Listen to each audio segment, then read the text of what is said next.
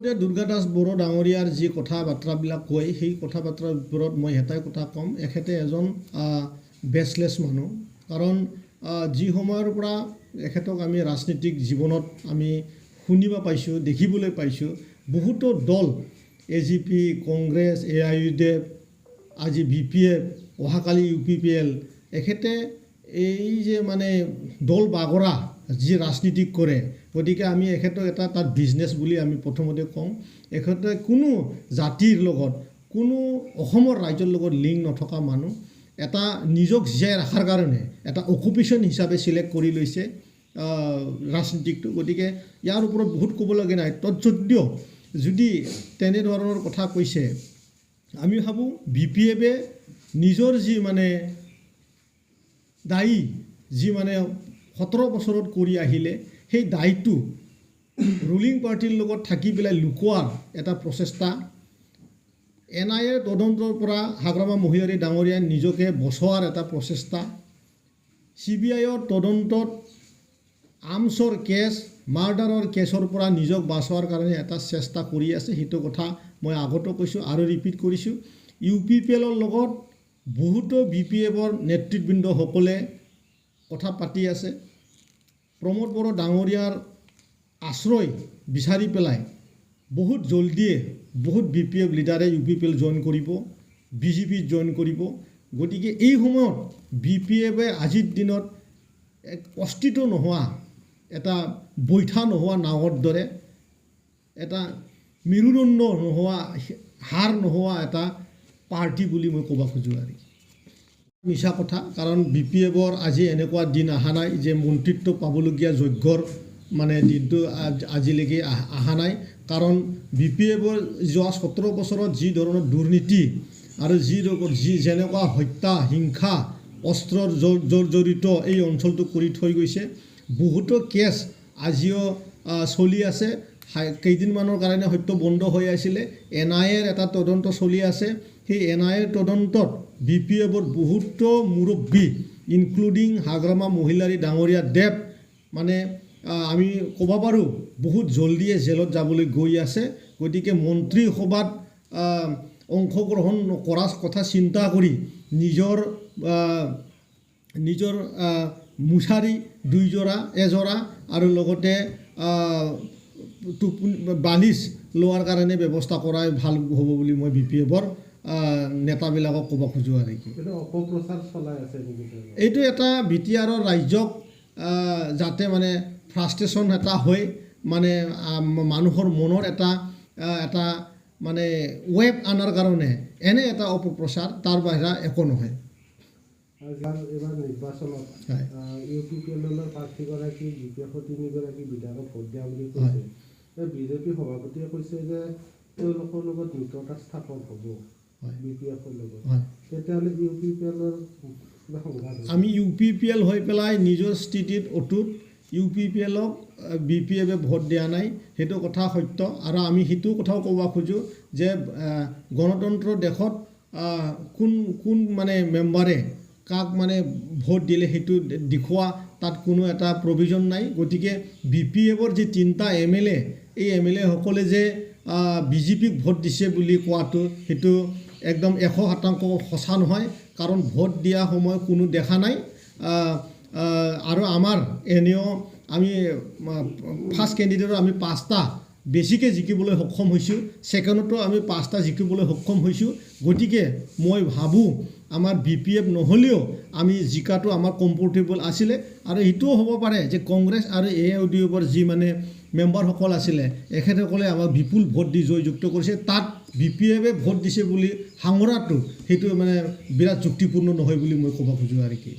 আমি সেইটো ভাবোঁ যে আমাৰ যি শীৰ্ষ নেতা, আজি এনেকুৱা এটা পৰিৱেশ অহা নাই যে মানে BPF দলক মিত্ৰতা লৈ পেলাই অসমখন চলাব লাগিব বা BTR-খন চলাব লাগিব। কাৰণ UPPL, AGP আৰু BJP-ৰ যি আমাৰ মিত্ৰতা, সেই মিত্ৰতাটো খুব ষ্ট্ৰং, খুব মানে অটুট। গতিকে মেইনলি আমি এইবাৰৰ যি মানে 22-23 বাজেট, তাত আমি স্পেচিয়েলি আমাৰ BTR-ৰ ৰাইজক যাতে এডুকেশ্যন ছেক্টৰত বেছি লাভৱান হ'ব পাৰে, শিক্ষা যাতে নতুন ৰূপ ল'ব পাৰে, তাৰ কাৰণে আমি এইবাৰ প্ৰধান হেৰি এটা ট্ৰেক হিচাপে লোৱা হৈছে।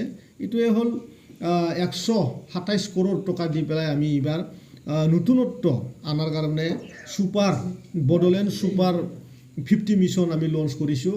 ইয়াৰ দ্বাৰা আমি ACS পঢ়া ল'ৰাবিলাকক বা IPS পঢ়া ল'ৰাবিলাকক, IIT পঢ়া ল'ৰাবিলাকক সহজৰে যাতে কোচিং ল'ব পাৰে তাৰ আমি সুবিধা বনাই দিয়াৰ কাৰণে, অন্য ষ্টেটত গৈ পেলাই শিক্ষা লোৱাৰ সুবিধা দিয়াৰ কাৰণে এই ছুপাৰ 50 আমাৰ এই 5টা ডিষ্ট্ৰিক্টৰ পৰা চিলেক্ট কৰি পেলাই পঠোৱা হ'ব। আৰু লগতে আমি ইনফ্ৰাষ্ট্ৰাকচাৰ ডেভেলপমেণ্ট কৰাৰ নামতো বহুতো ধন আমি এইবাৰ এডুকেশ্যনত খৰচ কৰিবলৈ গৈছোঁ। কাৰণ আমি জানো যে আমাৰ BTR অঞ্চলৰ যিখিনি মানে স্কুল আছে, সেই স্কুলৰ যি মানে অৱস্থা, সেই অৱস্থা খুবেই বেয়া। গতিকে ইয়াৰে ডেভেলপমেণ্টৰ কাৰণে আমি বহুতো টকা এইবাৰ খৰচ কৰিবলৈ এই বাজেটত ধৰা হৈছে।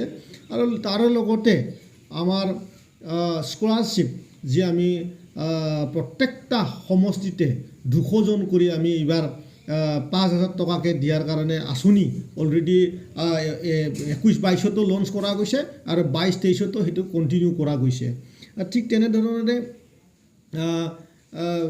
এডুকেশ্যন ছেক্টৰতে আমি বাহিৰা কাণ্ট্ৰিত মানে যাতে আমি ল'ৰাবিলাকক বা ছোৱালীবিলাকক যাতে আমি শিক্ষা দিব পাৰোঁ, তাৰেও মানে বড়োলেণ্ড মিছনৰ দ্বাৰাই, ছুপাৰ 50 মিছনৰ দ্বাৰাই এইটো আঁচনিও হাতত লোৱা হৈছে। আৰু ঠিক তেনেকুৱাই PWD যি মানে ডিপাৰ্টমেণ্ট, ৰাস্তা বনোৱা যি ডিপাৰ্টমেণ্ট, সেই ডিপাৰ্টমেণ্টতো আমি 1000 কিলোমিটাৰ ৰাস্তা এইবাৰ এই বছৰত আমি কৰিবলৈ গৈ আছোঁ। আগৰ সময়ত 21-22ত আমি গুডউইল মিছনেৰে আমি এটা 700 কিলোমিটাৰ ৰাস্তা নিৰ্মাণ কৰিবলৈ আমি সক্ষম হৈছিলোঁ। এইবাৰৰ যি 22-23ৰ বাজেট, ইয়াত আমি 1000 কিলোমিটাৰ আমি এইবাৰ টাৰ্গেট লৈছোঁ। আৰু তাৰ কাৰণে অসম চৰকাৰ আৰু আমাৰ BTC চৰকাৰ মিলি পেলাই তাৰে যিখিনি মানে খৰচ, সেই খৰচখিনি নিৰ্ধাৰিত কৰা হৈছে। ঠিক তেনেকুৱাই বিভিন্ন ডিপাৰ্টমেণ্টবিলাকতো মেইনলি আমাৰ হেল্থ ডিপাৰ্টমেণ্টতো নতুনত্ব আনাৰ কাৰণে আমি প্ৰত্যেকটা ব্লকতে আমি এটা হেল্থ ATM এটা আমি ছাৰ্ভিচ দিবলৈ গৈ আছোঁ। এই হেল্থ ATMত মানুহে নিজৰ যি মানে বেমাৰ, সেই বেমাৰটো মানে দিয়াৰ লগে লগে যাতে মানে তেজৰ যোনটো মানে তেজত থকা যিখিনি বেমাৰে হওক বা মানে পাৰ্চেণ্টেজে হওক, সেই মানে ৰেচিঅ'বিলাক যাতে মানে ফটককৈ পায়, লগালগ যাতে পায়, তাৰ কাৰণে নতুন এটা পৰিৱেশ আমি হেল্থ ছেক্টৰত দিবলৈ গৈছোঁ। আৰু প্ৰত্যেকটা হস্পিটেলতে আমি চাব চেণ্টাৰবিলাকতে আমি এম্বুলেঞ্চৰ ব্যৱস্থা এইবাৰ মানে বাজেটৰ দ্বাৰা লোৱা হৈছে। ঠিক তেনেকুৱাই আমাৰ যি মানে বিকলাংগ, যিসকল মানে বহুত বিকলাংগৰ মানুহৰ আজিলৈকে মানে চাইকেল ব্যৱস্থা কৰা হোৱা নাছিল। গতিকে আমি এইবাৰ আমাৰ BTR চৰকাৰে মানে 1000খন মানে আমাৰ চাইকেল, বিকলাংগবিলাকৰ যি চাইকেল, সেই চাইকেল দিয়াৰ কাৰণে আমি এইবাৰ ব্যৱস্থা লোৱা হৈছে।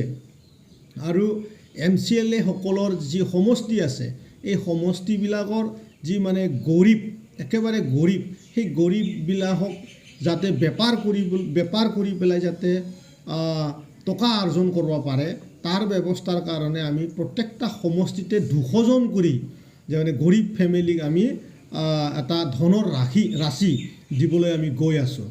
আৰু মাৰ্টিয়াৰ্ছবিলাকৰ যি আমাৰ বহুদিন ধৰি এটা অভিযোগ আছিলে যে মানে মাৰ্টিয়াৰ্ছ ফেমিলিসকলে মানে কোনো চৰকাৰী অনুদান পোৱা নাই। গতিকে এইবাৰৰ যি বাজেট, এই বাজেটত 5 লাখ টকা কৰি আমি মানে 500টা ফেমিলিক আমি 5 লাখ টকা কৰি আমি টকা ধন দিবলৈ গৈ আছোঁ।